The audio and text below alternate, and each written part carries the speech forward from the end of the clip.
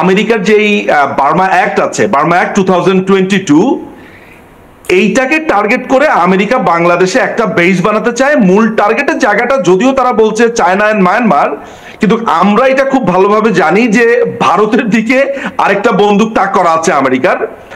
ফলে আমেরিকার এখানে প্রক্সি ওয়ারটা চালাতে পারবে যদি বাংলাদেশের ভূমিটা তারা কিনে নিতে পারে। তো বাংলাদেশের ভূমিটা কিনে নেওয়ার জন্য তাদের কি করা প্রয়োজন ছিল, কি করতে হতো তাদেরকে, সেটার জন্য করতে হতো মাননীয় প্রধানমন্ত্রী শেখ হাসিনাকে কোনো না কোনো ভাবে এখান থেকে সরানো, যেটা তারা করতে পারছিল না একটা দীর্ঘ সময় ধরে। এই মহেশখালী জায়গাটা ভারতের অত্যন্ত কাছে, এবং যদি আমি সমুদ্রটাকে বিবেচনা করি, সমুদ্র যেহেতু নটিক্যাল মাইল হিসাবে যদি একটা ওইটা দেখা যায়, তাহলে ভারতের খুবই কাছাকাছি আমেরিকানরা ঢুকে যেতে পারবে, তাদের জাহাজ ওখানে আসবে। অনেকটা কাতারের যে অবস্থা হয়েছে, কাতার যেরকম দেশ থেকেও দেশ না, দুবাই যেমন আরব আমিরাত যেমন দেশ থেকেও দেশ না, সৌদি আরব যেমন দেশ থেকেও দেশ না, বাংলাদেশকে তারা এই অবস্থাতে তারা নিয়ে গেছে।